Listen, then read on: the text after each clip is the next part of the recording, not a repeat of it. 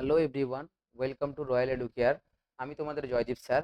আর আমি তোমাদের কাছে নিয়ে এসেছি আজকে দশম শ্রেণীর ভূগোলের রায় মার্টিনের প্রথম মডেল সেটটা, সবার প্রথম সেটটা, তাই তো? আচ্ছা, আশা করি পড়াশোনা সবার খুব ভালো চলছে। পড়াশোনা ধীরে ধীরে চালিয়ে যাও, রেজাল্ট যেন খুব ভালো পাওয়া যায়, তাই তো? কারণ মাধ্যমিক পরীক্ষা খুব সামনে। দেখো, সবার প্রথম প্রশ্ন এমসিকিউর কি রয়েছে? নৈশদ্যুতি মেঘ সৃষ্টি হয় কোন স্পিয়ারে? নৈশদ্যুতি মেঘ কোন স্পিয়ার?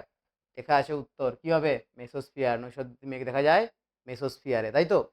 ট্রপোস্পিয়ারকে বলা হয় ক্ষুব্ধমণ্ডল, এটাও প্রশ্ন পড়ে, মনে রাখবে। স্ট্র্যাটোস্পিয়ারকে কি বলা হয়? শান্ত মণ্ডল বলা হয়, তাই তো? এটাও মনে রাখবে। এবং থার্মোস্পিয়ার বা আয়োনোস্পিয়ারে আমরা আমাদের যে বেতার তরঙ্গটা প্রতিফলিত হয় তার সঙ্গে এই তিনটে কোশ্চেন মনে রাখবে। তাহলে এটা একটা উত্তর এখানকার গেল, এছাড়াও তিনটের উত্তর বলে দিলাম। বাষ্পীভবন মাপা হয়, বাষ্পীভবন মাপা হয় কোন যন্ত্র? আচ্ছা, সবার প্রথম ব্যারোমিটার। ব্যারোমিটার সাথে কি মাপা হয়?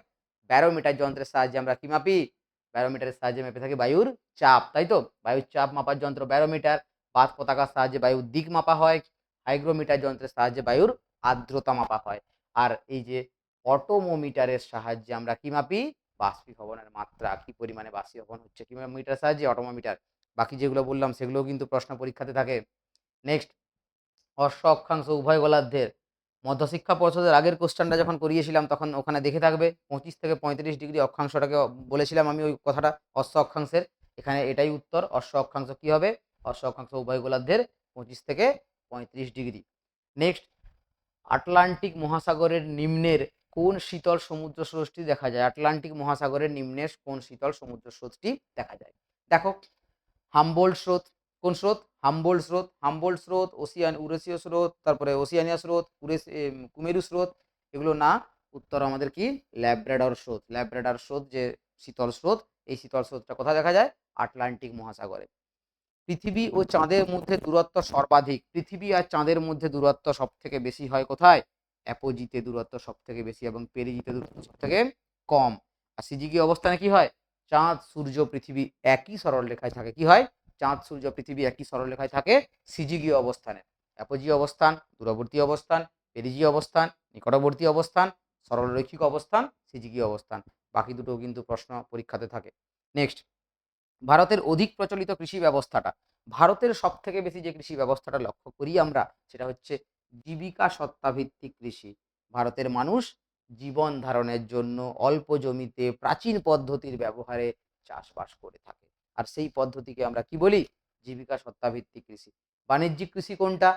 ব্যবসায়িক পারপাসে যখন কটন, পাট, কফি, রাবার এই জাতীয় শস্য চাষ করা হয় তখন সেটাকে বাণিজ্যিক ফসল বলা হয়। জীবিকা সত্তা ভিত্তিক জীবন ধারণের জন্য যখন শুধুমাত্র খাদ্যশস্য আমরা চাষবাস করি তাকে জীবিকা সত্তা ভিত্তিক কৃষি বলে। উদ্যান কৃষি কোনটা? বাগান বা উদ্যান তৈরি করে, যেমন রাবার, কফি, চা, এগুলো হচ্ছে উদ্যান কৃষি। মিশ্র কৃষি, যখন একটা জমিতে একই বছরে একই সময়ে একটি ফসলের পাশাপাশি আরো অন্যান্য ফসলের চাষবাস করা হয় তখন তাকে বলা হয় মিশ্র কৃষি। নেক্সট দেখো, একটি শিকড় আলগা শিল্পের উদাহরণ কি হবে? একটি শিকড় আলগা শিল্পের উদাহরণ হচ্ছে বস্ত্র বয়ন শিল্প। কেন শিকড় আলগা শিল্প? কারণ এই শিল্পকে স্থাপনের জন্য কোনো পার্টিকুলার স্থান লাগে না, এর পণ্যসূচক একের সমান।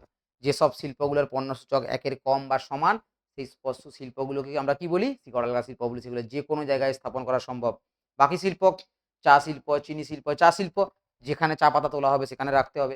চিনি শিল্প, যেখানে ইক্ষু চাষ হবে তার পার্শ্ববর্তী অঞ্চলে হবে। লৌহ ইস্পাত শিল্প, কাঁচামালকে নিয়ে এসে এটাও করা হয়। সব থেকে দেখা যায় কাঁচামালের আনার যে পরিবহন খরচ বেশি পড়ে যায়, তাই জন্য এই লৌহ ইস্পাত শিল্পটাও মোটামুটি কাঁচামালের উপস্থিতির যে এরিয়াগুলো সেখানে করা হয়ে থাকে। আর বস্ত্র বয়ন শিল্প যে কোনো স্থানে আমরা করতে পারি, বাজারের কাছেও করতে পারি, কাঁচামাল যেখানে পাওয়া যায় তার কাছেও করতে পারি, তার মাঝের যে কোনো জায়গাতেও করতে পারি। অর্থাৎ এটা কি হবে? বস্ত্র বয়ন শিল্পকে কি বলি আমরা? শিকড় আলগা শিল্প বলি। ভারতের ম্যানচেস্টার, ভারতের ম্যানচেস্টার আমেদাবাদ। মনে রাখবে, ভারতের ম্যানচেস্টার আমেদাবাদ। উত্তর ভারতের ম্যানচেস্টার বললে কি হবে? কানপুর। উত্তর ভারতের ম্যানচেস্টার কানপুর।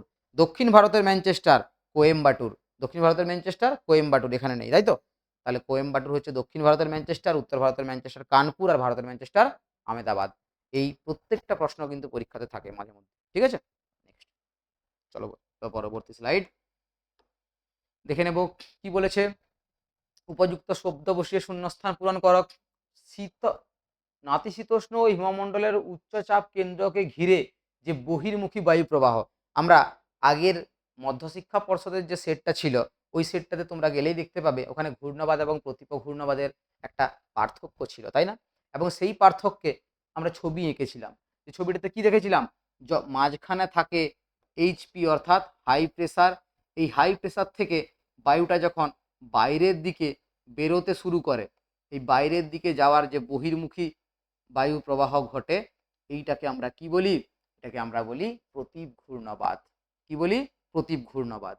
উল্টো কেসটা হলে ক্রান্তীয় ঘূর্ণাবাদ, যখন বায়ু ভিতর থেকে বাইরের থেকে ভিতরের দিকে আসে, যখন বাইরে হাই প্রেসার এবং ভেতরে লো প্রেসার, সেটা হচ্ছে ক্রান্তীয় ঘূর্ণাবাদ। নেক্সট দেখো, মরা কোটালের সময় পৃথিবীর সাপেক্ষে চাঁদ ও সূর্য, মরা কোটালের ছবি আমরা এঁকেছিলাম আগের স্লাইডেই দেখেছিলাম, তাই না? তাহলে তখন দেখা যায় পৃথিবীর অবস্থান কি 90 ডিগ্রি অবস্থান বা 90 ডিগ্রিতে। দেখো একটি বা দুটি শব্দে উত্তর দাও। কি বলেছে সবার প্রথম? কোন বিজ্ঞানিক আন্টার্কটিকার ওজন ক্ষয় লক্ষ্য করেন? আন্টার্কটিকার ওজন ক্ষয় কে লক্ষ্য করেন? না বিজ্ঞানিক ডক্টর জে.সি. ফরম্যান, তাই তো। আর এই ওজন ক্ষয় মাপা হয় কোনটা? ডবসন এককের দ্বারা, তাই না? তাহলে এখানে জেনে নিলাম ডবসন এককের কথা, এবং আন্টার্কটিকায় ওজন ক্ষয় লক্ষ্য করেন বিজ্ঞানিক জে.সি. ফরম্যান। নেক্সট, ট্রোপোস্ফিয়ারের স্বাভাবিক উষ্ণতা বৃদ্ধির হার কত? ট্রোপোস্ফিয়ারের উষ্ণতা যে বাড়ে, এই উষ্ণতাটা কিরকম হারে বাড়ে? প্রতি 1000 মিটার বা আমরা বলি 1 কিলোমিটারে, তাই না? তাহলে 1 কিলোমিটার বা 1000 মিটারে উষ্ণতাটা বাড়ে 6.4 ডিগ্রি সেন্টিগ্রেড। তোমাদের কারো কারো বইতে হয়তো 6.5 ডিগ্রিও থাকতে পারে। দুটোই উত্তর ঠিক, ঠিক আছে? ভালো করে। নেক্সট দেখো, বিশ্বের বৃহত্তম মগ্নচড়া কোনটি? বিশ্বের বৃহত্তম মগ্নচড়া, আচ্ছা মগ্নচড়া কি জিনিস তোমরা বলতে পারবে? কমেন্ট বক্সে জানাও তো দেখি। মগ্নচড়া আমি বলে দিই নাকি? বিশ্বের মগ্নচড়া হচ্ছে গিয়ে, মগ্নচড়া হচ্ছে সেই সমস্ত জায়গাগুলো যেখানে মাছ ধরা হয় প্রচুর পরিমাণে এবং সমুদ্রের মধ্যে অগভীর অঞ্চলে, যেখানে সমুদ্র স্রোত দ্বারা বাহিত নুড়ি কাঁকর বালি বিভিন্ন খাবার, খাবার বলতে কিরকম, ধরো গাছ গাছাড়া আগাছা এই সমস্ত কিছু এসে জমা হতে থাকে এবং সেখানে একটা ভালো রকম শৈবালের উপস্থিতি দেখা যায়, শৈবালের সাথে কোরাল রিফ দেখা যায়, এরকম বিভিন্ন কিছু সেখানে জমা হওয়ার জন্য সেখানে মাছের একটা খাদ্য ভাণ্ডার গড়ে ওঠে। সেই জায়গাটাকে বলা হয় মগ্নচড়া। এই মগ্নচড়া পৃথিবীর বৃহত্তম মগ্নচড়ার নাম হচ্ছে গ্র্যান্ড ব্যাংক। এছাড়াও নাম কি? ডোগার্স ব্যাংক। ঠিক আছে, নামগুলো মনে রাখবে। পরে বাম দিক ডান দিক মেলাও। কি বলেছে? অতি বিরল জনঘনত্বযুক্ত অঞ্চল, কি নাম হবে? অতি বিরল জনঘনত্ব অঞ্চল। মনে করো মধ্যশিক্ষা পর্ষদের যে স্লাইডটা ছিল, যে সেটটা ছিল, ওই সেটটাতে ছিল একটা প্রশ্ন, অরুণাচল প্রদেশে জনবিরল কেন, তার একটা কোশ্চেন ছিল, তাই না? 3 নম্বরের কোশ্চেন সেখানে আমরা পড়েছি। তাহলে এখানে কি হয়ে যাবে? অতি বিরল জনঘনত্ব অঞ্চল হচ্ছে অরুণাচল প্রদেশ। পূর্ব উপকূলের স্বাভাবিক বন্দর কোনটা? বিশাখাপত্তনম, তাই না? পূর্ব উপকূলে ভারতের, ভারতের ঠিক এইরকম জায়গায় রয়েছে বিশাখাপত্তনম, ভারতের পূর্ব উপকূলে অবস্থিত, তাই তো। নেক্সট বলেছে ভারতের ডেট্রয়েট, তোমরা প্রত্যেকে জানো ভারতের ডেট্রয়েটের নাম কি? চেন্নাই। ভারতের ডেট্রয়েটের নাম চেন্নাই। চলে যাব পরবর্তী স্লাইডে, দেখে নাও কি বলেছে। শান্ত বলয় বা ডোলড্রাম কোন অঞ্চলটা? কোন অঞ্চলটা? পৃথিবীর সাপেক্ষে, পৃথিবীর উপরের দিকে এবং নিচের দিকে, এদিকে 5 ডিগ্রি নর্থ, এদিকে 5 ডিগ্রি সাউথ, এই যে অঞ্চলটা মাঝখানে নিরক্ষরেখা 0 ডিগ্রি, এই নিরক্ষরেখার উপর দিকে এবং নিচের দিকে যে অঞ্চলটা রয়েছে 5 ডিগ্রি উত্তর এবং 5 ডিগ্রি দক্ষিণে, এই অঞ্চলটাকে শান্ত বলয় বা ডোলড্রাম বলে। কেন বলে? কেন বলে? কে বলবে কেন বলে? আমরা জানি নিরক্ষীয় মণ্ডলের উপর পৃথিবী সূর্য সারা বছর লম্বভাবে কিরণ দেয়, এবং লম্বভাবে কিরণ দেওয়ার জন্য ওখানে বায়ু প্রবাহটা কিরকম ঘটে? ঊর্ধ্বমুখী বায়ু প্রবাহ ঘটে। বায়ু উষ্ণ হয় এবং উপরের দিকে উঠে যায়, তাই এখানে বায়ুর প্রবাহ কোনো সময় বোঝা যায় না। বায়ুর প্রবাহ বোঝা না যাওয়ার জন্য এই জায়গাটা চিরকাল কি হয়, এই দেখো 5 ডিগ্রি উত্তর এবং 5 ডিগ্রি দক্ষিণের মাঝের এরিয়াটা চিরকাল শান্ত আবহাওয়া বিরাজ করে, এখানে বেশি ঝড় ঝঞ্ঝা হয় না। হ্যাঁ, তবে এখানে বলে রাখি এই নিরক্ষীয় শান্ত বলয়ে আমরা পরিচলন বৃষ্টিপাত দেখতে পাই, কালবৈশাখী দেখতে পাই না মানছি, কিন্তু পরিচলন বৃষ্টিপাত দেখতে পাই। ঝড় ঝঞ্ঝা হয় না কিন্তু বৃষ্টিপাত হয়। তাহলে এই অঞ্চলটাতে মোটামুটি শান্ত আবহাওয়া বিরাজ করে বলে এটাকে কি বলা হয়? নিরক্ষীয় শান্ত মণ্ডল বা ডোলড্রাম। পরবর্তী কোশ্চেন, আপেক্ষিক আর্দ্রতা কাকে বলে? আপেক্ষিক আর্দ্রতা কি বলেছে? কোনো নির্দিষ্ট উষ্ণতায় নির্দিষ্ট আয়তনের বায়ুতে যে পরিমাণ জলীয় বাষ্প বর্তমান আছে এবং ওই উষ্ণতায় একই আয়তনের বায়ুতে সম্পৃক্ত করতে যে পরিমাণ জলীয় বাষ্পের প্রয়োজন, তার অনুপাতকে শতকরা মাত্রাকে কি বলা হয়? আপেক্ষিক আর্দ্রতা। অর্থাৎ আমি যদি তোমাদেরকে বলি, এখানে কিছু নেই সেরকম জিনিস, না হলে ভাবো একটা জলের বোতল, তাই তো। তাহলে একটা জলের বোতল নিয়েছি, মনে করো না এটা একটা জলের বোতল, ছবিটা আমার খুব ফালতু আঁকা হচ্ছে যদিও। এর জল আছে ঠিক এতটা, এতটা, বাকিটা খালি, তাই তো? তাহলে এই যে বোতলটাতে এতটা জল রয়েছে, বাকিটা খালি, এখানে কি বলেছে? একটি নির্দিষ্ট উষ্ণতায় নির্দিষ্ট আয়তনের বায়ুতে। তাহলে এই নির্দিষ্ট উষ্ণতায় নির্দিষ্ট আয়তনের বায়ু মানে নির্দিষ্ট উষ্ণতায় নির্দিষ্ট একটা এরিয়াতে যতটা বস্তু রয়েছে সেটা, এবং সেটাকে সম্পৃক্ত করতে অর্থাৎ পূর্ণ করতে আরো যতটা লাগবে সেটা, এই দুটো জিনিসের যে পরিমাণ, সেই পরিমাণটাকেই বলা হচ্ছে, তার যে শতকরা অনুপাতটা তাকে বলা হচ্ছে আপেক্ষিক উষ্ণতা। অর্থাৎ এই অঞ্চলের যে বায়ুটা, এই বায়ুটাতে কিছু পরিমাণ জলীয় বাষ্প বর্তমান রয়েছে, কিন্তু এটাকে সম্পৃক্ত করতে ঠিক কতটা জলীয় বাষ্প লাগবে, সেই জলীয় বাষ্পটা। তাহলে কি বলেছে? আয়তনের নির্দিষ্ট আয়তনের বায়ুতে নির্দিষ্ট পরিমাণ জলীয় বাষ্প বর্তমান আছে, এবং ওই একই উষ্ণতায় একই আয়তনের বায়ুকে সম্পৃক্ত করতে যে পরিমাণ জলীয় বাষ্প লাগবে, তাদের দুজনের যে শতকরা অনুপাত, কি অনুপাত? শতকরা অনুপাত, তার মাত্রাকে বলা হয় আপেক্ষিক আর্দ্রতা। মনে থাকবে প্রত্যেকের, বুঝতে পেরেছো? নেক্সট কোশ্চেন দেখো, শৈবাল সাগর কাকে বলে? শৈবাল সাগর আটলান্টিক মহাসাগর, আমরা দেখেছি প্রায় এস শেপ একটা ওশান, এভাবে এই আটলান্টিক মহাসাগর বা প্রশান্ত মহাসাগরের এইরকম মাঝ বরাবর কিছুগুলো এরিয়াতে কি দেখা গেছে, মাঝ বরাবর যে জায়গাগুলো রয়েছে না, সেখানে সমুদ্র স্রোত, ধরো এদিক থেকে একটা সমুদ্র স্রোত এই বরাবর পেরিয়ে গেল, এদিক থেকে একটা সমুদ্র স্রোত, এখান থেকে সমুদ্র স্রোত এসেছে দিয়ে ঘুরপাক খাচ্ছে। তাহলে এই যে জলাবর্তন যে সৃষ্টি হয়, একদিক থেকে এদিক থেকে চারদিক থেকে যে ঘূর্ণাবাদগুলো সৃষ্টি হয়, সেই ঘূর্ণাবাদের মাঝে সেই সমুদ্র স্রোতের থেকে বয়ে আনা, আমরা একটু আগে মগ্ন চড়ার কথা পড়ছিলাম না, সেখানে যেমন বয়ে আনা বিভিন্ন রকম আবর্জনাগুলো পড়ে থাকে, এখানেও সেই রকম বিভিন্ন রকম উপাদানগুলো পড়ে পড়ে থেকে করে একটা সাগরের তৈরি হয়। দেখো কি বলেছে, উত্তর আটলান্টিক মহাসাগরের উপসাগরীয় ও উত্তর আটলান্টিক স্রোত কিংবা উত্তর প্রশান্ত মহাসাগরের কুরোশীয় ও উত্তর প্রশান্ত মহাসাগরীয় স্রোতের পশ্চিমা বায়ুর দ্বারা পূর্ব দিক থেকে প্রবাহিত হয়ে এবং উত্তর নিরক্ষীয় স্রোতের আয়ন বায়ুর দ্বারা পশ্চিম দিকে প্রবাহিত হয়ে এই দুই স্রোতের পরস্পর মিলন স্থলে মহাসাগরে যে চক্রাকার জলাবর্তের সৃষ্টি হয়, যেখানে কি হয়, স্রোতহীন শান্ত অংশ বিরাজ করে এবং সেখানে আগাছাপূর্ণ হয়ে যায়, এই আগাছাপূর্ণ অংশটার নাম হচ্ছে শৈবাল সাগর। ঠিক আছে, বুঝতে পারছো? নেক্সট, তোমাদের প্রত্যেকের বইতে খুলবে বাড়িমণ্ডলে, ওখানে গিয়ে শৈবাল সাগরের ছবি দেওয়া রয়েছে, আর প্রত্যেককে বলে রাখি এই ছবিটা কিন্তু আঁকা প্র্যাকটিস করবে শৈবাল সাগরে, ঠিক আছে? কেন 2 নাম্বার পেতে গেলে ছবিটা আঁকা আবশ্যিক।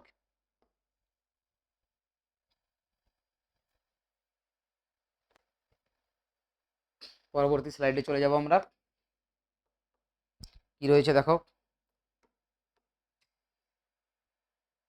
বান ডাকা কি?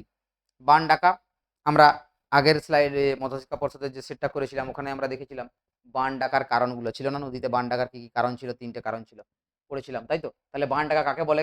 মূলত কি বলেছে, ভরা কোটালের সময়, যখন দেখো ঘটনা কি হচ্ছে, নদী জল নিয়ে আসছে সমুদ্রের দিকে, তাহলে নদী সমুদ্রে এসে জল ফেলবে, কিন্তু সমুদ্রে আমরা জোয়ার দেখতে পাই, ভরা কোটাল অর্থাৎ কি পূর্ণ জোয়ার, সেই পূর্ণ জোয়ারের সময় সমুদ্র ফুলে উঠেছে, এবারে সমুদ্রের জল এদিক থেকে নদীর জল আসছে, এদিক থেকে সমুদ্রের জল আবার ফুলে উঠে নদীর দিকে যাচ্ছে, তাহলে দুটো জল যখন দুদিক থেকে যাবে কি হবে, জলোচ্ছ্বাস তৈরি হবে, তাই না? এই জলোচ্ছ্বাসটাকেই আমরা কি বলি, বান ডাকা। বান ডাকা অর্থাৎ বন্যা ডাকা। মনে রাখবে, এই বান ডাকাটা যখন প্রচুর শব্দে খুব জোরে এদিক থেকে সমুদ্রের জল এদিক থেকে নদীর জল এসে করে ধাক্কা মারছে চারদিকে একটা বন্যার পরিস্থিতি, এটাকে তখন বলা হয় ছাড়াছাড়ি বান। কি বলে? ছাড়াছাড়ি বান, বান ডাকা। ঠিক আছে, নেক্সট, খারিফ শস্য এবং রবি শস্যের মধ্যে পার্থক্য। খারিফ শস্য কোনটা? রবি শস্য, খারিফ শস্য শীতকালে একটা ফসল লাগানো হয়, তোলা হয়, একটা ফসল বর্ষাকালে, খারিফ শস্যটা আমাদের বর্ষাকালের ফসল, রবি শস্যটা আমাদের শীতকালের ফসল। দেখো কি বলেছে, রবি শস্য শীতকালীন শস্য নামে পরিচিত, খারিফ শস্য বর্ষাকালীন শস্য নামে পরিচিত, মৌসুমী শস্য নামেও পরিচিত, কারণ মৌসুমী বায়ুর প্রভাবে এই শস্য আমরা চাষ করে থাকি, তাহলে মৌসুমী বায়ুর প্রভাবে আমরা যে শস্যটা চাষ করি এটা হচ্ছে খারিফ শস্য, এবং রবি শস্য শীতকালে হয়ে থাকে। চারা গাছ রোপণের সময় দেওয়া আছে, এখানে দেওয়া আছে ফেব্রুয়ারি কোন সময় কাটা হয়, শস্যাবর্তন খারিফ শস্যের পর রবি শস্য চাষ করা হয়, জাইদ শস্যের চাষ করার পর খারিফ শস্য চাষ করা হয়, এই বিষয়গুলো তোমরা একটু ভালো করে দেখবে। হ্যাঁ, আমি এটা বলে দিই, উৎপন্ন ফসল দেখো, গম, যব, ছোলা, বড় ধান, এইগুলো হচ্ছে আমাদের রবি শস্যের ফসল।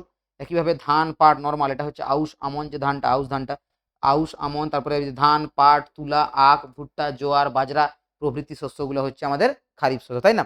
দেখো শস্যাবর্তনের বাকি আবহাওয়ার ক্ষেত্রে কি বলেছে, শুষ্ক শীতকালের আবহাওয়ায় এই শস্য চাষ হয়, কিন্তু এটা শুষ্ক শীতকালের আবহাওয়ায় হয় না, এটা হয় বর্ষাকালের গ্রীষ্ম আবহাওয়ায়, তাই না? বর্ষাকালের উষ্ণ আর্দ্র আবহাওয়ায় এই শস্য চাষ হয়। এই শস্য বর্ষাকালের প্রচুর বৃষ্টির প্রয়োজন হয়, এই শস্য কিছুটা কম বৃষ্টিপাত হলেও পশ্চিমী ঝঞ্ঝা রয়েছে বা হালকা করে জলসেচ রয়েছে, এই জলসেচের জন্য এই শস্যটা হয়ে থাকে। নেক্সট, পরবর্তীতে দেখব কি বলেছে, তথ্য প্রযুক্তি শিল্প কি? তথ্য প্রযুক্তি শিল্প, তথ্য বলতে ডাটা, তাই না? আমরা অনলাইনে ক্লাস করছি, তাহলে আমরা এই যে অনলাইনে ক্লাস করছি, এই যে ক্লাসের তথ্যটা কোথাও না কোথাও সংরক্ষিত রয়েছে, কম্পিউটারের দ্বারা এটা মনিটরিং হচ্ছে, কম্পিউটারের দ্বারা তোমরা দেখতে পাচ্ছ, ফোনের দ্বারা বা তোমাদের ল্যাপটপের দ্বারা, যাই হোক কিছু, এই যে পুরো জিনিসটা, এটাকে তথ্য তো। তাহলে কি বলেছে দেখো, প্রযুক্তির উৎকর্ষতাকে কাজে লাগিয়ে, প্রযুক্তি যে উন্নতি হচ্ছে সেটাকে কাজে লাগিয়ে জনগণের দৈনন্দিন জীবনে নানান রকম তথ্য, ডাটা, কি বলেছে, আদান প্রদানের মাধ্যমে পরিষেবা দানের কেন্দ্রতে যে শিল্প গড়ে ওঠে তাকে তথ্য প্রযুক্তি শিল্প বলে। আজকের দিনে এই শিল্প ভারত তথা বিশ্বের প্রধান শিল্প, তাই না? কারণ আজকের দিনে তুমি ভেবে দেখো, এমন কোনো মানুষ নেই যে এই তথ্য প্রযুক্তি শিল্পের সঙ্গে কোনো না কোনো দিক থেকে যুক্ত নয়। আমরা প্রত্যেকেই, তাই না? ডিজিটাল ইন্ডিয়া, ডিজিটাল ইন্ডিয়া, চারদিকে স্লোগান শুনছো। তাহলে এই ডিজিটালি দেশকে তুলে নিয়ে যেতে হলে তথ্য প্রযুক্তি শিল্প অনিবার্য। তাহলে যে সকল শিল্পগুলো গড়ে উঠছে সেগুলোকে তথ্য প্রযুক্তি শিল্প। আচ্ছা, ভারতের এই তথ্য প্রযুক্তি শিল্পের মূল হাবটা কোথায়? ভারতের তথ্য প্রযুক্তি শিল্পের মূল প্রাণকেন্দ্র কোন জায়গাটাকে বলা হয়? প্রত্যেকে কমেন্ট বক্সে আমাকে কমেন্ট করবে, কি বলা হয়? তথ্য প্রযুক্তি শিল্পের মূল কেন্দ্র, ঠিক আছে? এটা তোমাদের কাজ থাকলো। তথ্য প্রযুক্তি শিল্পের মূল কেন্দ্র কোন বলা হয়? আচ্ছা, আমি একটা নাম বলে দিচ্ছি, এই জায়গাটাকে বলা হয় সিলিকন ভ্যালি অফ ইন্ডিয়া। নাম কমেন্ট বক্সে তাড়াতাড়ি। অনুসারী শিল্প কাকে বলে? অনুসারী শিল্প কি বলেছে? কোনো বৃহদায়তন শিল্প। আচ্ছা যাই হোক, ছাড়ো, ওখানে পড়াটা তোমরা পড়ে নেবে, পারলে স্লাইডগুলো তোমরা স্ক্রিনশট নিয়ে রাখতে পারো, আমি সরে যাচ্ছি, ঠিক আছে?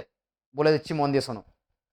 যখন একটা বড় শিল্প, কোন একটা বড় শিল্প, অনুসারী শিল্প বলতে বড় শিল্প হয়েছে, সেই বড় শিল্প থেকে শিল্পজাত কিছুগুলো দ্রব্য তৈরি হয়েছে, এবারে সেই দ্রব্যগুলোকে কাঁচামাল হিসেবে ব্যবহার করে যখন আর একটা শিল্প, যেমন আমি যদি বলছি প্লাস্টিক ইন্ডাস্ট্রিজ, প্লাস্টিক ইন্ডাস্ট্রিতে ব্যবহৃত কাঁচামালটা কি?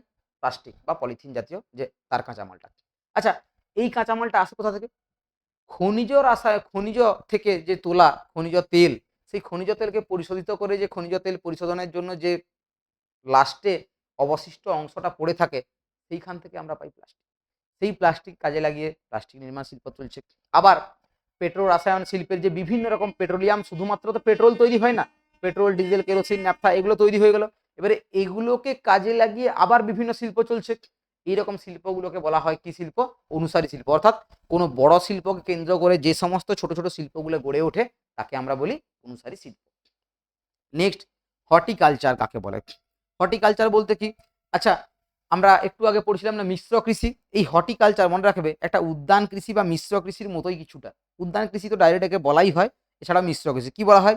আধুনিক কৃষি ব্যবস্থায় পৌর অঞ্চলের চাহিদা, যেমন কি তোমার কলকাতা একটা শহর, কলকাতা থেকে বেরিয়ে আসলে কলকাতার পার্শ্ববর্তী যে শহরগুলো, সেই শহরগুলোতে মানুষজন, কৃষকরা কি করেছে, হালকা হালকা করে নিজেদের বাগান বাড়ির মধ্যে বিভিন্ন রকম ফসল, শাকসবজি, বিশেষ করে শাকসবজির দিকে নজর দেওয়া হয়। ফসল, কিছু কিছু ফসল বা শাকসবজি চাষ করা হয়। এই চাষটা কিসের জন্য? মেইনলি ভাবে ওই শহরটাকে খাবার পৌঁছানোর জন্য বা ওই শহরটার বাজারটাকে বুস্ট করার জন্য। এই ধরনের যে চাষ ব্যবস্থাটা হয় এটাকে বলা হয় কি? হর্টিকালচার। কি বলা হয়? হর্টিকালচার। পরবর্তী ৩ নম্বরের প্রশ্ন শুরু হচ্ছে বিভাগ ঘ থেকে, স্ক্রিনশট চাইলে নিয়ে নিতে পারো। নেক্সট বলা শুরু করছি, শুনে নাও। নিরক্ষীয় অঞ্চলে সারা বছর নিয়মিত পরিচলন বৃষ্টিপাত সংঘটিত হয় কেন? আমরা আগে বলেছিলাম শান্ত মণ্ডলের কথা, তাহলে শান্ত মণ্ডলে যেখানে বললাম শান্ত আবহাওয়া বিরাজ করে, বায়ু সর্বত্র ঊর্ধ্বমুখী হয়, এবং সেই যে ঊর্ধ্বমুখী বায়ুটা হয়, উপরে উঠলো, ঘনীভূত হলো, কি তৈরি করলো? মেঘ। উপরে উঠে ঘনীভূত হয়ে মেঘ তৈরি করে, এবং সেই মেঘ থেকে পরবর্তী দিনে বৃষ্টিপাত হয়। দেখো এর কারণগুলো কি কি বলেছে। এক বলেছে নিরক্ষীয় অঞ্চলে সারা বছর ধরে সূর্যরশ্মি লম্বভাবে পড়ে, তাহলে একটা কারণ লম্বভাবে পড়ে, যার ফলে প্রতিদিন পরিচলন বৃষ্টিপাত ঘটে। এই স্থানের অনেক সময় 4 o'clock রেইন বলা হয়। কি বলা হয়? 4 o'clock রেইন। নিরক্ষীয় অঞ্চলের যে বৃষ্টিপাত দেখা যায়, আমরা দেখতে পাই, তাকে আমরা কি বলি? 4 o'clock রেইন বলি, তাই তো? কি বলেছে? এর পিছনে যে ভৌগোলিক কারণগুলি রয়েছে সেগুলোর মধ্যে এক কি?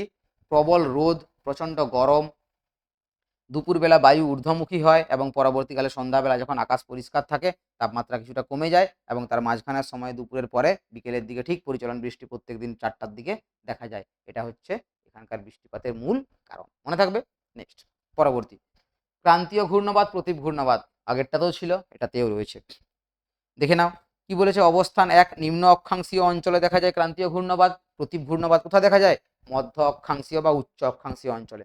ভালোভাবে ছবি এঁকে এই জিনিসটা বোঝানো রয়েছে, তোমরা মধ্যশিক্ষা পর্ষদের আমার যে আগের ভিডিওটা রয়েছে সেকেন্ড ক্লাসের জন্য তোমাদের, মধ্যশিক্ষা পর্ষদের যে সেটটা রয়েছে কোশ্চেন সেটটা, ওটাতে ভিডিওটা গিয়ে প্রত্যেকে দেখে নিতে পারো, আরও ভালোভাবে দেখতে পাবে। এখানে তাই বেশি কিছু বলছি না, অল্প করে বলে যাচ্ছি। উৎপত্তি কি বলেছে, এটি ক্রান্তীয় অঞ্চলের সমুদ্র ও নাতিশীতোষ্ণ অঞ্চলের স্থলভাগের মধ্যে উৎপত্তি লাভ করে। এটার থেকে মেনলি স্থলভাগ, কারণ কি, আর নাতিশীতোষ্ণ মণ্ডলের মানে একদম হিমমণ্ডলের যে স্থলভাগ, সেই স্থলভাগে এটা দেখা যায়। বায়ুর চাপ, এখানের ক্ষেত্রে বায়ুর চাপ ঘূর্ণবাদের মাঝে বায়ুর চাপ কম থাকে, এলপি লো প্রেসার। ক্রান্তীয় ঘূর্ণবাদে নাতিশীতোষ্ণ প্রতীপ ঘূর্ণবাদের কি দেখা যায়, ক্রান্তীয় ঘূর্ণবাদে বা এই যে ঘূর্ণবাদের ক্ষেত্রে মাঝখানে লো প্রেসার, সাইডে হাই প্রেসার, এর ক্ষেত্রে মাঝখানে হাই প্রেসার, সাইডে লো প্রেসার, তাই না। নেক্সট, আর মনে রাখবে বায়ু প্রবাহের দিক, এখানে ঘূর্ণবাতের ক্ষেত্রে বাতাসটা বাইরে থেকে ভেতরের দিকে প্রবেশ করে, বাইরে থেকে ভিতরের দিকে প্রবেশ করে, কারণ ভিতরে লো প্রেসার, তাহলে লো প্রেসার বাতাস চিরকাল কি করে, উচ্চচাপ থেকে নিম্নচাপের দিকে আসে, তাহলে বাইরে থেকে ভিতরের দিকে প্রবেশ করবে। ঘূর্ণবাদের ক্ষেত্রে, প্রতি ঘূর্ণবাদের ক্ষেত্রে মাঝে হাই প্রেসার, তাহলে মাঝখানে হাই প্রেসার থেকে বাতাসটা বাইরের দিকে যেতে শুরু করে। ক্লিয়ার। নেক্সট, স্থায়িত্ব, এটার স্থায়িত্ব কম, এটার স্থায়িত্ব অনেক বেশি। প্রভাব, প্রবল ঝড় ঝঞ্ঝা বৃষ্টিপাত হয়, ওখানে এতটা ঝড় ঝঞ্ঝা বৃষ্টিপাত হয় না। ঠিক আছে, দেখো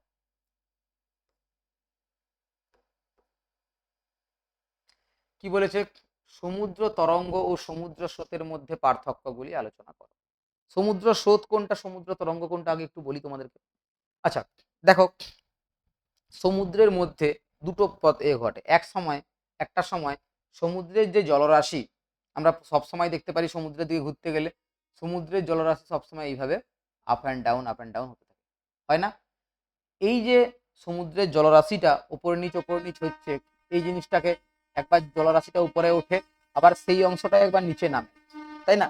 তাহলে যখন ওয়েভ আকারে সমুদ্রের জলরাশি ওঠানামা করছে, জলটা একই জায়গায় স্থির থাকছে, এক জায়গায় স্থির থেকে জলরাশিটা যখন উপর নিচ জাস্ট ওঠানামা করে, তখন সেটাকে আমরা বলি সমুদ্রের তরঙ্গ। আর সমুদ্রের স্রোত কোনটা, যখন একগুচ্ছ সমুদ্রের জল, মানে অনেকটা জল এক জায়গা থেকে আরেক জায়গায়, যেমন নদী বয়ে যায় না, নদীর জলটা কি হয়, এক স্থান থেকে আরেক স্থানে বয়ে যায়।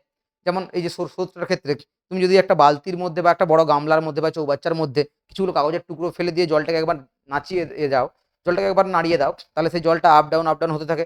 সেই যে কাগজের টুকরোটা জলের উপরে ভেসে থেকে উপর নিচ হচ্ছে, কিন্তু বয়ে যায় কি, যায় না। কিন্তু ওই জলটা কিছু ঢেলে দিলে, তাহলে সেটা যে ঢেলে দিলে যে স্রোতটা তৈরি হচ্ছে, সেটা হচ্ছে সমুদ্র স্রোত। আর এটা হচ্ছে সমুদ্র তরঙ্গ, তাই না, এটা সমুদ্র তরঙ্গ।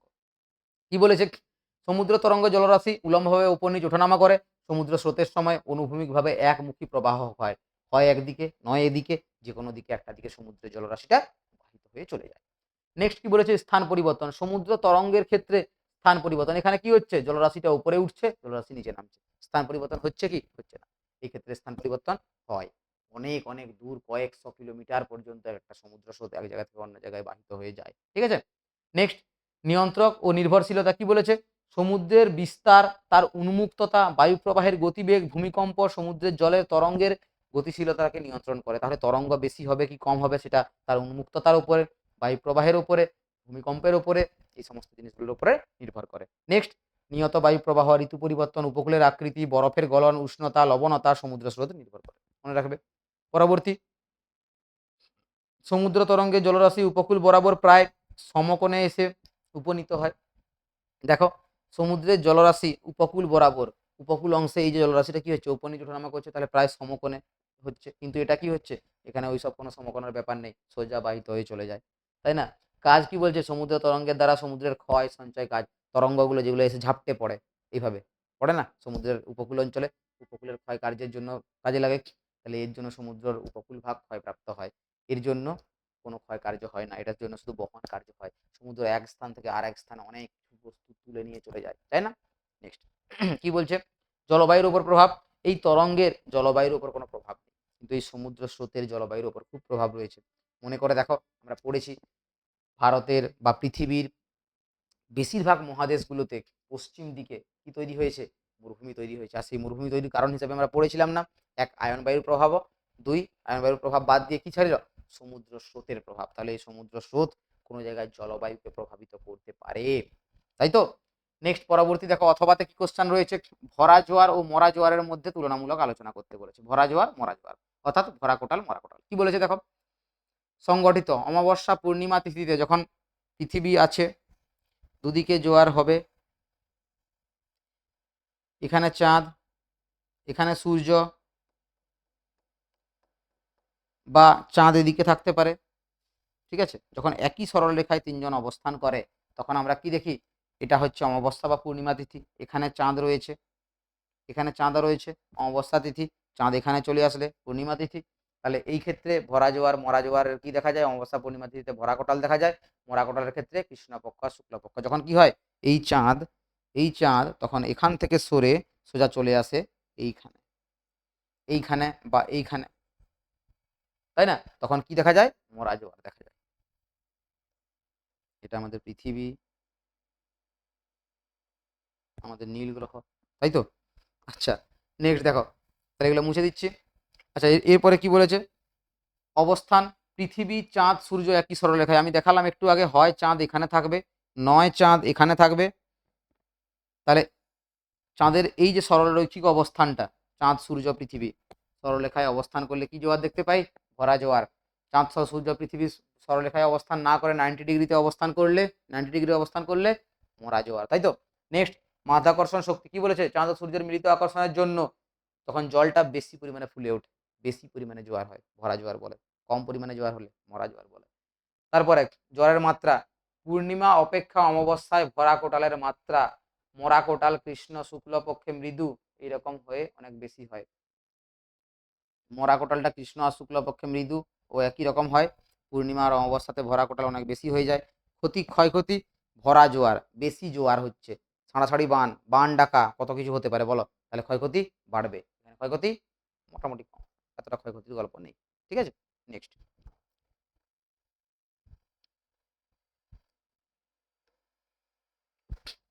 পরবর্তী স্লাইড কি বলেছে, এখানে তোমাদের পুরোটা লেখা আমি দিইনি, কিন্তু নোটটা তোমাদেরকে নিজে লিখতে হবে।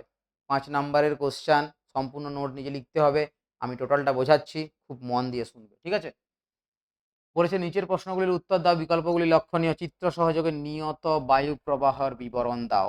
নিয়ত বায়ু প্রবাহ কাকে বলে, নিয়ত বায়ু প্রবাহ বলা হয় সেই বায়ু প্রবাহ যে বায়ু সারা বছর, শুধুমাত্র বছর নয়, বিগত কয়েক বছর ধরে, তাহলে অতীতকাল থেকে আজ অবধি, ভবিষ্যতেও, ভবিষ্যতে কি হবে জানি না, আজ অবধি একই দিকে একইভাবে প্রবাহিত হয়ে চলেছে, এটাই পৃথিবীর নিয়ত বায়ুর ছবি। পৃথিবীর নিয়ত বায়ু কীরকম প্রবাহিত হয়, আমরা জানি পৃথিবীতে স্থায়ী 7টি চাপ বলয় রয়েছে, কি কি, নিরক্ষীয় নিম্নচাপ বলয়, ক্রান্তীয় উচ্চচাপ বলয় দুটো, দুটোর নাম কি, একটা কর্কট ক্রান্তীয় উচ্চচাপ বলয়, একটা মকর ক্রান্তীয় উচ্চচাপ বলয়। তারপরে সুমেরু বৃত্ত প্রদেশীয় উচ্চচাপ বলয়, কুমেরু বৃত্ত প্রদেশীয় নিম্ন উচ্চচাপ বলয়, সরি, দুটো উচ্চচাপ বলয়, এই দুটো নিম্নচাপ বলয়, সুমেরু বৃত্ত প্রদেশীয়, কুমেরু বৃত্ত প্রদেশীয়, দুটো নিম্নচাপ বলয়। সুমেরীয় উচ্চচাপ বলয়, কুমেরীয় উচ্চচাপ বলয়। তাহলে বায়ু সবসময় উচ্চচাপ থেকে নিম্নচাপের দিকে প্রবাহিত হয়, দেখো তীরগুলো, নিম্নচাপ এখানে রয়েছে, উচ্চচাপ এখানে রয়েছে, তাহলে উচ্চচাপ থেকে নিম্নচাপের দিকে বায়ুটা প্রবাহিত হয়েছে, হয়েছে কিনা, তাই তো। একইভাবে এখানে উচ্চচাপ রয়েছে, উচ্চচাপ থেকে নিম্নচাপের দিকে বায়ুটা প্রবাহিত হয়েছে, সুমেরু বৃত্তচাপীয় বায়ুর দিকে, তীরগুলো দেখতে পাচ্ছ প্রত্যেকে। কি বলেছে দেখো, নিয়ত বায়ু প্রবাহের বিবরণ দাও। পরের পর একের পর এক বিবরণগুলো হালকা করে বলছি আমি, দেখো। প্রথমত নিয়ত বায়ু প্রবাহ, নিয়ত বায়ু কোনটাকে বললাম, পৃথিবীতে নির্দিষ্ট নিয়ম মেনে সারা বছর একই দিকে একইভাবে যে বায়ু প্রবাহিত হয় তাকে নিয়ত বায়ু প্রবাহ বলা হয়। নিয়ত বায়ুকে প্রধানত ভাগ করা হয় 3টে ভাগ। এক, এই দুটো বায়ু শান্ত বলয়ের দিকে উচ্চচাপ, কর্কটীয় মকরীয় উচ্চচাপ বলয় থেকে যেটা প্রবাহিত হয় এটাকে বলা হচ্ছে আয়ন বায়ু। কি বলা হয়, আয়ন বায়ু প্রবাহ। এইখান থেকে এদিকে যেটা যাচ্ছে এটাকে বলা হয় পশ্চিমা বায়ু, আয়ন বায়ুর পরে পশ্চিমা বায়ু। এবং একদম শেষের এই যে এই দুটো জায়গাতে যে বায়ু প্রবাহ ঘটে একে বলা হয় মরু বায়ু। তাহলে নিয়ত বায়ুকে 3 ভাগে ভাগ করা হচ্ছে, আয়ন বায়ু, পশ্চিমা বায়ু, মেরু বায়ু। দেখে নেবো একটু ভালো করে। আয়ন বায়ু, পশ্চিমা বায়ু, মেরু বায়ু। কি হচ্ছে আয়ন বায়ু কোনটা, কি বলবো, কর্কটীয় বা মকরীয় উচ্চচাপ বলয় থেকে, কি বললাম, কর্কটীয় বা মকরীয় উচ্চচাপ বলয় থেকে নিরক্ষীয় নিম্নচাপ বলয়ের দিকে সারা বছর যে বায়ু প্রবাহ ঘটে তাকে আমরা কি বায়ু প্রবাহ বলি, আয়ন বায়ুর প্রবাহ বলি। এই আয়ন বায়ু দুদিকে দুটো নামে ডাকা হয়। এক বলা হয়, দেখে নাও, উত্তর পূর্ব আয়ন বায়ু, যেটা এদিক থেকে এই যে উত্তর দিক, এটা না, উপর দিক উত্তর দিক এবং পূর্ব দিক, তাহলে উত্তর পূর্ব দিক থেকে আসছে, অর্থাৎ এই যে এইটা, এই যে উত্তর পূর্ব দিক থেকে আসছে, তাহলে উত্তর পূর্ব আয়ন বায়ু। আর দক্ষিণ পূর্ব আয়ন বায়ু এই যে দক্ষিণ দিক থেকে আর পূর্ব দিক থেকে আসছে এই সাইডটা, তাই না। তাহলে উত্তর পূর্ব আয়ন বায়ু, দক্ষিণ পূর্ব আয়ন বায়ু চলে গেল। তাহলে উত্তর পূর্বায়ন বায়ু এবং দক্ষিণ পূর্বায়ন বায়ু। নেক্সট উত্তর পশ্চিম পশ্চিমা বায়ু, দেখো ওই দিক থেকে আসছে, উত্তর দিক, উপরটা উত্তর দিক, ওই দিকটা পশ্চিম দিক, তাহলে উত্তর পশ্চিম দিক থেকে আসছে না। কি বলবো, কর্কটীয় এবং মকরীয় উচ্চচাপ বলয় থেকে, কি বলবো, কর্কটীয় এবং মকরীয় উচ্চচাপ বলয় থেকে সুমেরু বৃত্ত প্রদেশীয় এবং কুমেরু বৃত্ত প্রদেশীয় নিম্নচাপ বলয়ের দিকে স্থায়ীভাবে সারা বছর যে বায়ু প্রবাহ লক্ষ্য করা যায় তাকে কি বায়ু প্রবাহ বলে, পশ্চিমা বায়ু প্রবাহ বলে। পশ্চিমা বায়ু দুটো নাম, উত্তর পূর্ব পশ্চিম পশ্চিমা বায়ু আর দক্ষিণ পশ্চিম পশ্চিমা বায়ু, মনে থাকবে। নেক্সট মেরু বায়ু, কি বলছে, সুমেরু সরি সুমেরু উচ্চচাপ বলয় এবং কুমেরু উচ্চচাপ বলয় থেকে, কোথা থেকে, সুমেরু উচ্চচাপ বলয় এবং কুমেরু উচ্চচাপ বলয় থেকে সুমেরু বৃত্ত প্রদেশীয় এবং কুমেরু বৃত্ত প্রদেশীয় নিম্নচাপ বলয়ের দিকে, সুমেরীয় এবং কুমেরীয় উচ্চচাপ বলয় থেকে সুমেরু বৃত্ত প্রদেশীয় এবং কুমেরু বৃত্ত প্রদেশীয় নিম্নচাপ বলয়ের দিকে সারা বছর একইভাবে একই নিয়মে যে বায়ু প্রবাহিত হয় তাকে মেরুবায়ু বলে। মেরুবায়ু দুই প্রকার, উত্তর পূর্ব মেরুবায়ু, দক্ষিণ পূর্ব মেরুবায়ু। এখানে অনেক নোংরা হয়ে গেছে, বায়ু প্রবাহের জন্য ধুলো তো উড়বেই। যাই হোক, বুঝতে পেরেছো আশা করব পুরোটা। তাহলে কি বললাম, নিরক্ষীয় শান্তমণ্ডল নিরক্ষীয় শান্তমণ্ডল দুটো, কর্কটীয় এবং মকরীয় উচ্চচাপের বলয়, এটা শান্তমণ্ডল নিম্নচাপ বলয়, উচ্চচাপের বলয়, এটা দুটো নিম্নচাপ আবার দুটো উচ্চচাপ। উচ্চচাপ থেকে নিম্নচাপের দিকে বায়ু প্রবাহ, উচ্চচাপ থেকে নিম্নচাপের দিকে বায়ু প্রবাহ, উচ্চচাপ থেকে নিম্নচাপের দিকে বায়ু প্রবাহ, মনে থাকবে। নেক্সট, ভালো করে টেক্সট বইটাকে ফলো করবে, টেক্সট বইটা রিডিং পড়বে, গুছিয়ে লেখার চেষ্টা করবে। না বুঝতে পারলে ভিডিওটা আর একবার এই জায়গাটাতে এসে দেখে নেবে ভালো করে। পরবর্তী স্লাইড কি বলেছে, বায়ুমণ্ডলের উষ্ণতার তারতম্যের কারণ ব্যাখ্যা করতে বলেছে। বায়ুমণ্ডলের উষ্ণতার তারতম্য, আচ্ছা বায়ুমণ্ডলের উষ্ণতা, আমি বাইরে দাঁড়িয়ে আছি, বায়ুমণ্ডলের যা উষ্ণতা হবে আমি ওই সময়টা বাদ দিয়ে অন্য সময়ে, বা ধরো আমি নিরক্ষীয় মণ্ডলের নিরক্ষীয় অঞ্চলে আছি, সেখানে যা উষ্ণতা অন্য কোথাও চলে গেলে কি একই উষ্ণতা, বা ছাড়ো আশেপাশে আমাদের ঘরের কাছাকাছি, আচ্ছা ফাঁকা মাঠের উপরে যেরকম উষ্ণতা নগর অঞ্চলে শহরাঞ্চলে একই উষ্ণতা হয়, বা সেই সময় কোনো বনভূমি অঞ্চলের মধ্যে দিয়ে যখন পেরিয়ে যাই বেশ সুন্দর শীতল ঠান্ডা বাতাসটা লাগে, তাই না। তাহলে বিভিন্ন অঞ্চলে উষ্ণতার পরিমাণ বিভিন্ন হয়ে থাকে, তার কারণগুলো আমরা দেখবো আজকে। কি বলেছে সবার প্রথম পয়েন্ট দেখো, অক্ষাংশ এবং সূর্যরশ্মি। আমরা মধ্যশিক্ষা পর্ষদের আগের যেটা সেই মডেলে দেখেছি অক্ষাংশ এবং সূর্যরশ্মির পতন কোণের জন্য কীভাবে উষ্ণতা পরিবর্তন হয়, তাই না। নিরক্ষীয় অঞ্চল, পৃথিবীর মাঝখানের অঞ্চলটা, আমি এখানে বড় করে পৃথিবী এঁকে দিচ্ছি, সরি এটা পৃথিবী হলো না, অন্য কিছু হয়ে গেল। যাই হোক, তাহলে এই যে সারা বছর লম্বাভাবে সূর্যরশ্মি পড়ে এই মাঝখানটা, দেখো নিরক্ষরেখার উপরে নিরক্ষীয় অঞ্চল আঁকা হয়ে গেছে, তাই তো। এই নিরক্ষীয় অঞ্চল গেল, এই নিরক্ষীয় অঞ্চল এখানে সূর্যরশ্মি, সূর্য আছে, সূর্যরশ্মি কীভাবে পড়বে, লম্বভাবে পড়বে, তাই না। এই লম্বভাবে পড়া সূর্যরশ্মির জন্য এখানকার উষ্ণতা চিরকাল বেশি হয়, তাহলে এখানে উষ্ণতা বেশি হবে, এদিকে গেলে কমে যাবে, এদিকে আসলে কমে যাবে। মেরু অঞ্চলের কথা বলা আছে, এই মেরু অঞ্চল, এই মেরু অঞ্চল, দুটো মেরু অঞ্চলে উষ্ণতা দিনের পর দিন কমতে শুরু করে। তাহলে কি হচ্ছে, নিরক্ষীয় অঞ্চলে সারা বছর লম্বভাবে সূর্যকিরণের জন্য সূর্যরশ্মি বেশি হওয়ার জন্য সেখানে উষ্ণতা বাড়ছে এবং মেরু অঞ্চলে উষ্ণতা ধীরে ধীরে কমছে। তাই জন্য আমরা দেখি মাঝ বরাবর পৃথিবীর যে তাপমণ্ডলের যে ডিস্ট্রিবিউশনটা আমরা দেখি না, তাপমণ্ডলের যে ভাগটা, সেখানে দেখবো মাঝ বরাবর কি ভাগ রয়েছে বলো, সব থেকে উষ্ণমণ্ডল, নাতিশীতোষ্ণ মণ্ডল এবং সবার শেষে হিমমণ্ডল, তাই না। নেক্সট কি বলেছে, উচ্চতা। আমরা বলেছিলাম যে পৃথিবীতে উচ্চতা বৃদ্ধির সঙ্গে সঙ্গে পাহাড়ের কোনো একটা জায়গায় পার্বত্য একটা অঞ্চলে হিমরেখা পাই, তার উপরে কি পাই, বরফ পাই, তার উপরে কি পাই, বরফ পাই।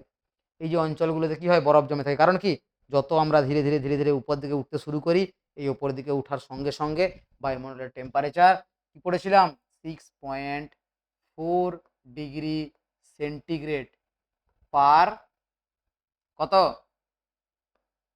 কিলোমিটার বা 1000 মিটারে কমতে থাকে, তাই না, কমে যায়। নেক্সট কি বলেছে, সেগুলো মুছে দিই। এই উত্তরগুলো তোমরা যদি চাও স্ক্রিনশট মেরে রেখে দিতে পারো, তোমাদের লিখতে সুবিধা হবে, পরে গুছিয়ে লিখে নিতে পারবে। আমি সরে যাচ্ছি, দেখে নাও। নেক্সট, স্থলভাগ জলভাগের বন্টন ভাবো, জলভাগে এবং স্থলভাগে, স্থলভাগ জলভাগ যেখানে অবস্থান করে, যেটা যেটা যখন কাছাকাছি অবস্থান করে, জানো তোমরা স্থলভাগ অর্থাৎ মাটি, মাটি তাপ পেলে তাড়াতাড়ি গরম হয় এবং তাড়াতাড়ি ঠান্ডাও হয়ে যায় তাপ না পেলে। একইভাবে জলভাগের ক্ষেত্রে ঘটে উল্টো ঘটনা, জলভাগ তাড়াতাড়ি গরম হয় না, আবার তাড়াতাড়ি ঠান্ডাও কিন্তু হয় না। তোমরা দীঘাতে ঘুরতে গেছো বা আশেপাশে অন্য কোনো বিচ এরিয়াতে ঘুরতে গেছো, দেখে থাকবে দিনের বেলা যখন সমুদ্র উপকূলে গিয়ে আমরা বসে থাকি, তখন স্থলভাগ গরম হয়ে যায়, সমুদ্রের দিক থেকে স্থলভাগের দিকে প্রচুর পরিমাণে বাতাস দেয়, ফলে কি হয়, ওই যে উপকূলবর্তী অঞ্চলগুলো সেভাবে কিন্তু গরম লাগে না। একইভাবে রাতের দিকে তুমি দেখবে ঠিক উল্টো ঘটনাটা ঘটে, রাতের দিকে স্থলভাগের দিক থেকে মানে উপকূলের দিক থেকে সমুদ্রের দিকে বাতাস দিচ্ছে, কেন? তখন সমুদ্র উত্তপ্ত, সমুদ্রের উপরে উচ্চচাপের নিম্নচাপের বায়ু উপরে উঠে চলে যাচ্ছে, বায়ু উপর দিকে উঠছে, তার জন্য নিম্নচাপ সৃষ্টি হচ্ছে এবং এদিক থেকে বায়ুটা কি হচ্ছে, চলে আসছে সমুদ্রের দিকে। এই ঘটনাটা আমরা লক্ষ্য করে থাকি। তাহলে দেখো নেক্সট কি বলেছে, তাহলে স্থলভাগ জলভাগের বন্টনের জন্য দ্রুত ঠান্ডা দ্রুত শীতলতার জন্য উপকূলীয় অঞ্চলগুলোতে চিরকাল শান্ত বা মোটামুটি শীতল বা সমভাবাপন্ন, যে কথাটা আমরা বলি, সেই সমভাবাপন্ন আবহাওয়া বিরাজ করে থাকে। পরবর্তী কি বলেছে, বায়ু প্রবাহ। আচ্ছা, দুপুরবেলা গ্রীষ্মকাল এখন চলে এসছে, গরম খুবই লাগছে, কোনোদিন দুপুরবেলায় একটাও গাছের পাতা নড়েনি, বাতাস ঠিকঠাকভাবে দেয়নি, সেই দিন বেশি ভ্যাপসানি গরম লাগে, নাকি কোনো একদিন সারাদিন প্রচুর জোরে জোরে মোটামুটি বাতাস দিচ্ছে, খুব ভালোভাবে বাতাস দিচ্ছে, সেদিন বেশি গরম লাগে? বলো। তাহলে গরম যেদিন বাতাস দেয় না সেদিন লাগে। তাহলে কি হবে, বায়ু প্রবাহ, বায়ু প্রবাহ বায়ুর উষ্ণতাকে নিয়ন্ত্রণ করে, ইয়েস অর নো? করে, তাই না? বায়ু প্রবাহ বেশি হলে উষ্ণতার পরিমাণ কম থাকবে, বায়ু প্রবাহ কম হলে উষ্ণতার পরিমাণ। পরবর্তী, সমুদ্র স্রোত। সমুদ্র স্রোতের ক্ষেত্রে কি বলা হচ্ছে, সমুদ্র স্রোত হচ্ছে গিয়ে উপকূলবর্তী অঞ্চলে আমরা দেখলাম সমুদ্র স্রোত জলবায়ুর পরিবর্তন ঘটাতে সাহায্য করে। ভাবো একটা অঞ্চলে শীতল স্রোত এসছে, শীতল স্রোত তার সঙ্গে শীতলতা নিয়ে আসবে, তাহলে শীতল স্রোতের শীতলতায় সেই উপকূলীয় অঞ্চলটা শীতল হবে, হ্যাঁ কি না বলো? হবে। একইভাবে উষ্ণ স্রোত, উষ্ণ স্রোত তার মধ্যে উষ্ণতা নিয়ে আসবে, সেই উপকূলবর্তী অঞ্চলে এলে উপকূলটাকে উষ্ণ করবে। নেক্সট, ভূমির ঢাল। ভূমির ঢাল ভাবো এই জায়গাটা দুটো পাহাড়ি অঞ্চল, সূর্য উঠেছে, উঠে কি করছে, রোদ দিচ্ছে, সূর্য এইখানে রোদ দিয়েছে, এইখানে রোদ দিয়েছে, এই জায়গাটায় কি রোদ পেয়েছে? সরি, এই জায়গাটা কি রোদ পেয়েছে? পায়নি, তাই না? তাহলে এইখানটাতে ছায়া অবস্থান করবে না, এখানটাতে ছায়া থাকবে তো, এই ছায়াযুক্ত যে অঞ্চলটা, এই অঞ্চলটার টেম্পারেচার মোটামুটি কম হয়ে যাবে এখানের টেম্পারেচারের থেকে, ফলে ঘটে কি, মনে আছে একটা জিনিস পড়েছো বায়ুমণ্ডলে, বৈপরীত্য উত্তাপ। নর্মালি টেম্পারেচার কি ছিল, ওপর দিকে উঠলে উষ্ণতা কমতে থাকে, কিন্তু এই অঞ্চল থেকে তুমি যখন ওপর দিকে উঠবে উষ্ণতা কি হবে, বাড়তে শুরু করবে, বিপরীত অবস্থা দেখা যাবে, একে বৈপরীত্য উত্তাপ বলা যায়। তাহলে ভূমির ঢাল বায়ুর উষ্ণতাকে কন্ট্রোল করে করে। পরবর্তী কি বলেছে পরেরটাতে, পরের পয়েন্ট হচ্ছে অরণ্য এবং মৃত্তিকা। অরণ্য এবং মৃত্তিকা আমি একটু আগেই বলতে বলতে তোমাদেরকে বললাম অরণ্যের কথাটা। ভেবে দেখো, মৃত্তিকার প্রকৃতি, কোনো জায়গায় আমরা যদি ঝাড়খণ্ডের দিকে ঘুরতে যাই, ওখানকার মাটি পাথুরে মাটি না, সেই মাটিতে উষ্ণতা একরকম, আবার সরি, গলাটা আমার খুব ব্যথা করছে এবং ঠান্ডা লেগে রয়েছে, তার জন্য সমস্যা বেশি হচ্ছে। যাই হোক, অরণ্য, অরণ্য অঞ্চলে আমরা একটা এমনি কোনো ফাঁকা জায়গায় থাকলে যে পরিমাণে গরম লাগে, বনভূমি এরিয়াগুলোতে গরম একটু কম লাগে। আবার কোনো কোনো জায়গাতে যদি বাতাস না দেয়, তাহলে সেই বনভূমি এরিয়াগুলোতে অতিরিক্ত বাষ্পীভবনের জন্য বাতাসে তোমার জলীয় বাষ্পের পরিমাণ বেশি থাকে বলে ওই জায়গাটায় গরম আবার বেশি লাগে কোনো কোনো ক্ষেত্রে, ঠিক আছে? তাহলে অরণ্য আর মৃত্তিকার প্রকৃতি, মাটি, বেলে মাটি অঞ্চল, ঝট করে তাপ ধরবে, হট করে ঠান্ডা হয়ে যাবে।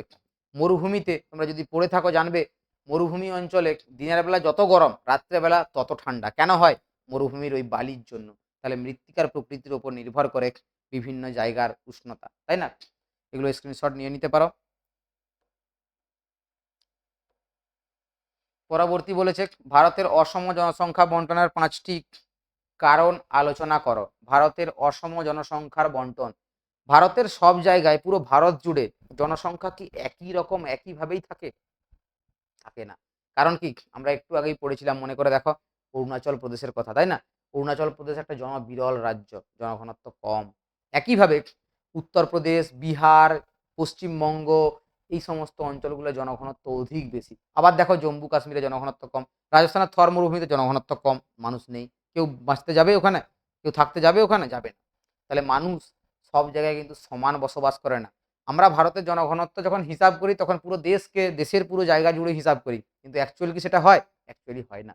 তাহলে দেখো কি বলেছে, কোন কোন জিনিসের উপরে ভারতের এই অসম জনসংখ্যার বন্টনের যে 5টা কারণ, সেই কারণগুলো কি কি? সবার প্রথম রয়েছে ভূপ্রকৃতি বা ভূমিরূপ। তাহলে দেখো জনসংখ্যার বন্টনের ক্ষেত্রে এই ভূপ্রকৃতি বা ভূমিরূপের গুরুত্ব অনেক বেশি। সমভূমি, পার্বত্য ভূমি, এই দুটোর ক্ষেত্রে দেখো এই যে সমভূমি, সুন্দর ভূপ্রকৃতি, সমান জায়গা, ভালো যোগাযোগ ব্যবস্থা, শিল্প স্থাপনের জন্য ভালো, বাড়ি বানানোর জন্য ভালো, থাকার জন্য ভালো, এখানে বেশি লোক থাকবে না এখানে বেশি লোক থাকবে? অবভিয়াসলি এখানে বেশি লোক থাকবে, তাই না? তাহলে এই যে পার্বত্য অঞ্চলে লোকের বসবাস কি হবে? কমে যাবে। কারণ যোগাযোগ ব্যবস্থা অনুন্নত, ভালো করে রেল লাইন স্থাপন করা যাবে না, ভালো করে সড়ক ব্যবস্থা স্থাপন করা যাবে না। তোমাকেই বলো না, খুব উঁচু জায়গা, রাস্তার এরকম ঢালান রয়েছে, তোমাকে যদি বলে সাইকেলটা নিয়ে চালিয়ে উঠে যাও, উঠতে পারবে? পারবে না, কষ্ট হবে, তাই না? নামার সময় খুব আনন্দে নেমে যাবে, ঠিক আছে, কিন্তু উঠার সময় উঠতে পারবে না। তাহলে এই যে পার্বত্য অঞ্চল বা সমভূমি অঞ্চল, সমভূমি অঞ্চলে সুন্দর জায়গা, বেশ সুন্দর, সব কিছু ভালো। আবার কি চাষবাস ভালো, এখানে চাষবাস ভালো হয় না, তাই তো? তাহলে এই অঞ্চলটা থাকার জন্য উপযোগী, তাই জন্য মানুষ এখানে বেশি বসবাস করে এবং ওখানে মানুষ কম বসবাস করে। নেক্সট বলেছে পার্বত্য অঞ্চল। কি বলেছে? পার্বত্য অঞ্চলে ওটা তো বললাম, সরি। জলবায়ু, অনুকূল জলবায়ু, প্রতিকূল জলবায়ু। অনুকূল জলবায়ু, একটা জায়গায় জলবায়ু সমভাবাপন্ন, শীতকাল আসে, গ্রীষ্মকাল আসে, বর্ষাকাল আসে, সমভাবাপন্ন জলবায়ু, শরৎকাল আসে, হেমন্তকাল আসে, এত কিছু আসে। আর একটা জায়গা চরম জলবায়ু, রোদ তো রোদ, গরম তো গরম, থাকাই যাচ্ছে না, আর কোনো জায়গায় ঠান্ডা তো ঠান্ডা, এতটাই ঠান্ডা যে সেই ঠান্ডায় বাঁচা সম্ভব হচ্ছে না। অর্থাৎ আমি বলতে চাইছি পার্বত্য অঞ্চলে জম্মু কাশ্মীর, ভারতের ক্ষেত্রে জম্মু কাশ্মীর, আবার একইভাবে রাজস্থানের থর মরুভূমি।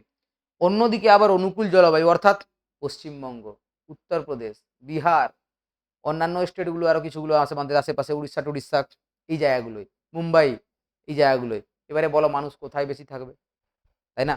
তাহলে কি মানুষ যেখানে থাকার মতো অনুকূল জলবায়ু পায় সেখানে মানুষ বেশি থাকবে, যেখানে প্রতিকূল জলবায়ু সেখানে মানুষ কম থাকবে। নেক্সট কি বলেছে?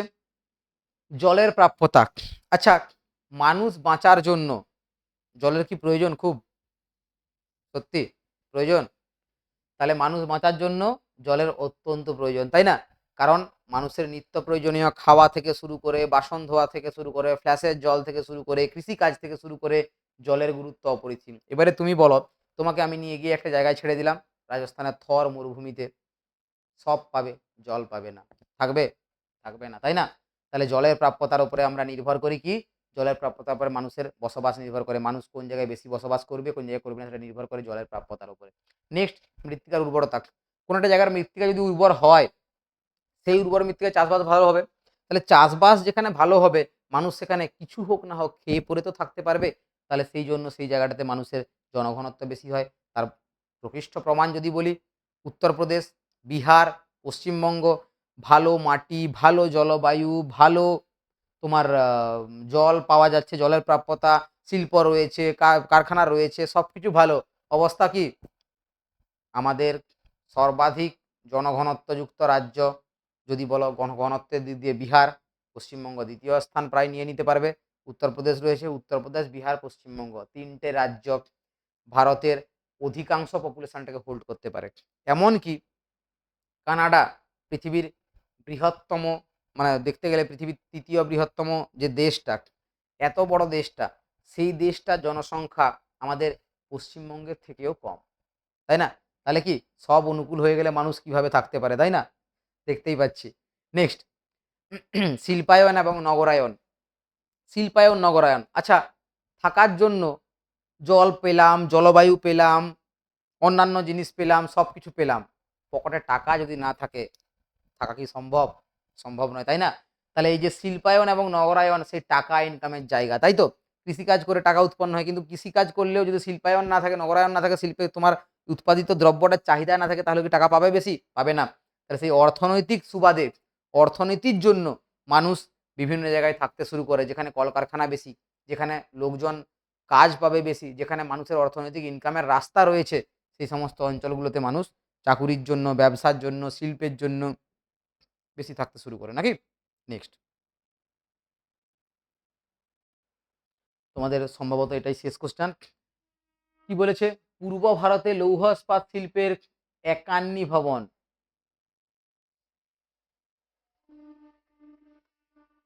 একান্নি ভবনের কারণ অর্থাৎ কি? দেখেছো অবস্থাটা? এটা লৌহ ইস্পাত শিল্পের ম্যাপ।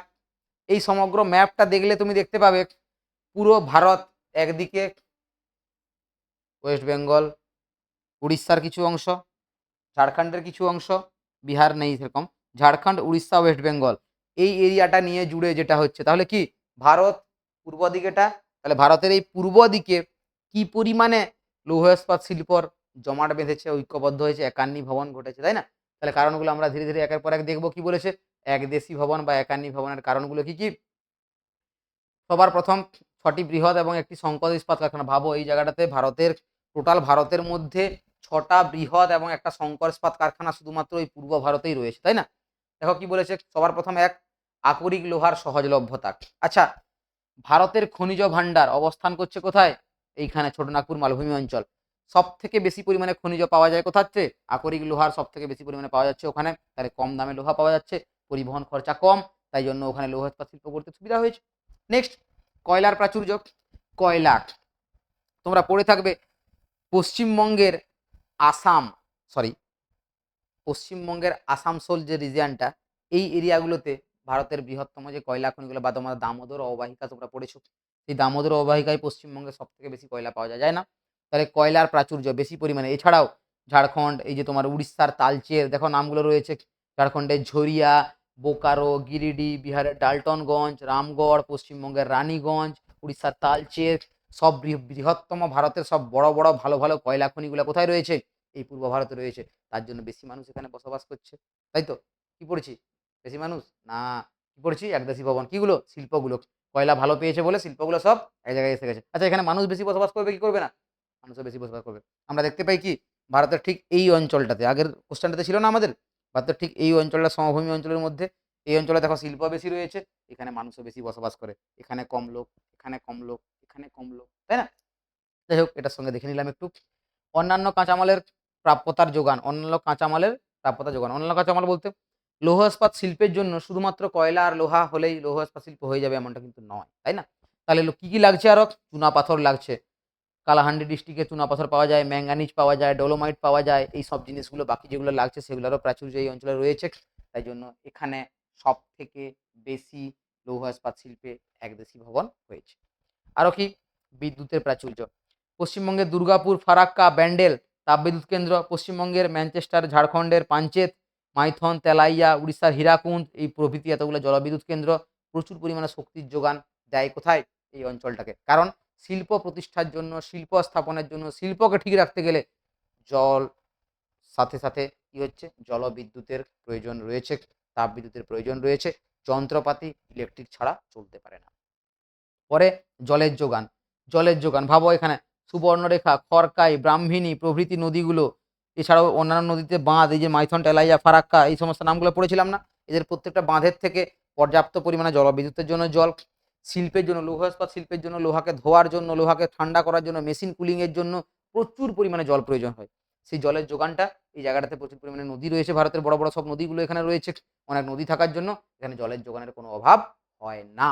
তাই জন্য এখানে সব থেকে বেশি পরিমাণে পুরো ভারতের মধ্যে থেকে একটা জায়গাতে, একটা সাইডে পুরো ভারত একদিকে আর বাকি এই জায়গাটা একদিকে, এই জায়গাটাতে সব থেকে বেশি পরিমাণে কি দেখা যাচ্ছে? লৌহ ইস্পাত শিল্পের একদেশী ভবন দেখা যাচ্ছে। পূর্ব ভারতে লৌহ ইস্পাত শিল্পের একদেশী ভবনের মূল কারণ হচ্ছে এগুলো, ঠিক আছে? স্ক্রিনশট নিয়ে নিতে পারো এগুলো পরীক্ষার ক্ষেত্রে। হ্যাঁ, আর একটা কথা বলে রাখি, এই প্রশ্নটা পড়লে পরীক্ষায় তোমরাও চেষ্টা করবে একটু ম্যাপটা এঁকে দেখানোর। পুরোটা এরিয়া যদি নাও পারো, একটা সাইড অন্তত দেখিয়ে আঁকার চেষ্টা লেখার চেষ্টা করবে, তাহলে কি হবে বলতো? নাম্বারটা পেতে খুব সুবিধা হবে। যে স্যারই খাতা দেখবেন ম্যাপটার সঙ্গে যখন এটা দেখবেন, তিনি নাম্বারটা তোমাকে ফুলফিল দেবেন, ঠিক আছে? 5-এ 5 পেতে ম্যাপটা দরকার। যাই হোক, শেষ হলো এখানে। পরের দিনকে আমরা পরবর্তী স্লাইড নিয়ে আসবো, অর্থাৎ পরবর্তী যে সেকেন্ড মডেল কোশ্চেন। এত দূর পর্যন্ত থাকলো, সবাইকে ধন্যবাদ। ভিডিও ভালো লাগলে চ্যানেলটা সাবস্ক্রাইব করবে, লাইক করবে ভিডিওতে, প্রত্যেককে বলা থাকলো। আর হ্যাঁ, যে প্রশ্নটা কমেন্টে জিজ্ঞেস করেছিলাম ওটা আমার কিন্তু চাই।